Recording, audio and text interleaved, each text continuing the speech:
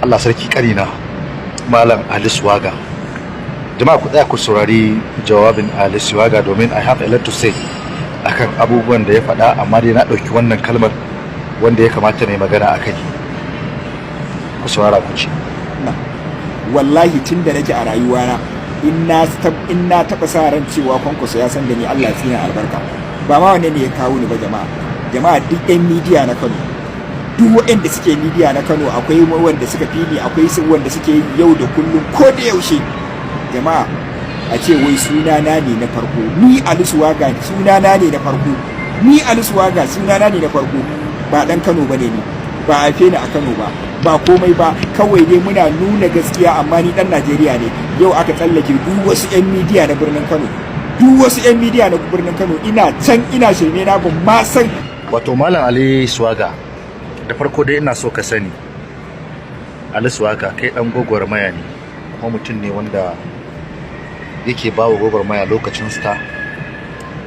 Duk wani abu da wanda yake na zahiri na gaskiya, mutum ne kai wanda baka da son rai, baka da son zuciya akan al'amuran ka mafi yawa daga ciki. Haka zalika shi jagora Sanata Rabi Musa Kwankwaso bai taɓa kallon wai cewar mutanen kirki 'yan jihar Kano su ne kaɗai mutanen kirki ba.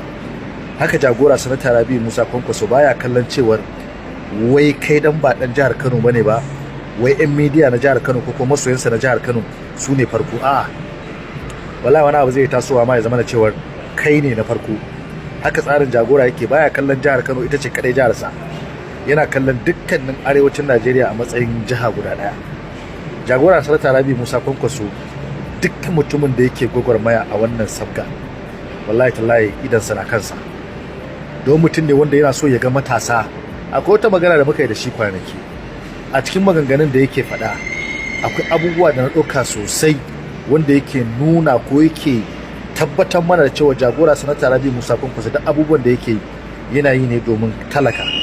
Suwa ga kullum magana ka akan talaka ce, suwa ga kullum magana ka akan adalci, suwa ga kullum magana ka akan ya za a yi Najeriya ta yi nasara, ya za a ci gaba, ya za a kaza.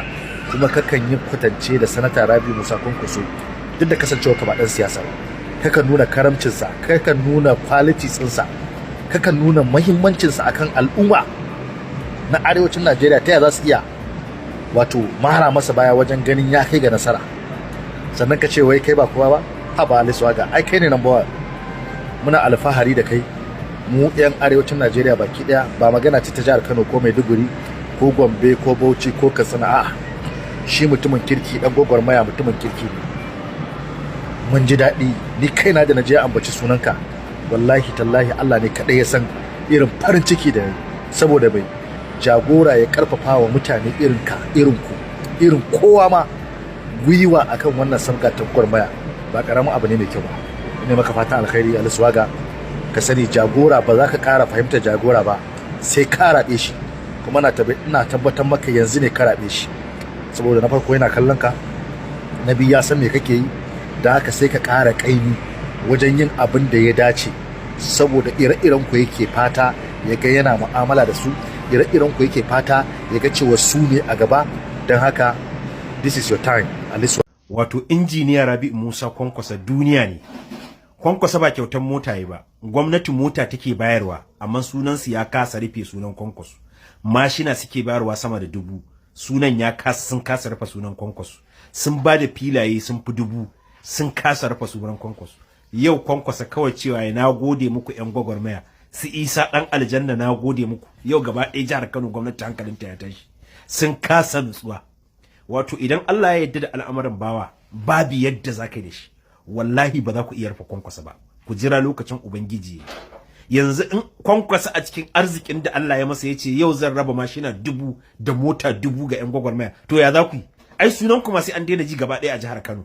Wannan fa kawai ce na gode muku su Isa dan aljanna, na gode muku su Ibrahim Shehu, na gode muku su Swaga, kawai fa abin da ya faɗa kenan.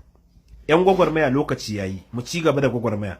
Da izinin Allah waɗannan tsofaffin da suka zo suka tokara Kwankwaso baya ganin kowa, yanzu lokaci yayi yana ganin mu a fili, kuma lokaci ne namu da mun ci gaba da wannan aiki in Allah ya da mu za mu replace din waɗannan matattun tsofayen a siyasa, mu musu ritaya ta dindindin insha Allah. Kuma alamun nasara kullun suna ƙara tabbata a cikin wannan tafiya, Kwamar Aminu Abdulsalam zai zama gwamnan jihar Kano da izinin Allah. Injiniya Rabi'u Musa Kwankwaso da Peter Obi za su zama shugaban kasa da mataimaki a Najeriya insha Allah. Dan haka kada a damu dan wai ba ambaci sunanka yanzu ba, lokaci ne kuma sunayen nan oga yana ta kira ɗaya bayan ɗaya. Idan an zo an samu wata dama zai ci gaba da kirayen sunayen nan, in Allah ya da kai ma zaka ji sunanka. Gwagwarmaya kuma daman ko oga ya kira sunan mu ko bai kira sunan mu ba, ya san muna yi domin muna kaunarsa, kuma ya san muna yi domin mun yarda da aƙidinsa da manufofinsa akan al'umma da talakawa.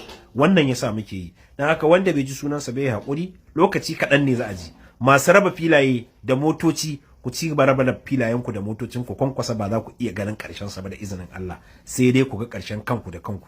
Kowa ya je karɓi rabansa. Daman ba dukiyarsu bace, ba kuɗinsu bane, kun san su tare muke da su, ba su da komai, duk tsofaffin motoci ne da su da tsofaffin riguna. Yau an samu kuɗin al'umma ana wadaka, duk wanda ya baku karɓa ba kuɗinsa bane, kuɗin al'umma ne, kuɗinku ne, Allah ya kwatan muku haƙƙinku. Lokaci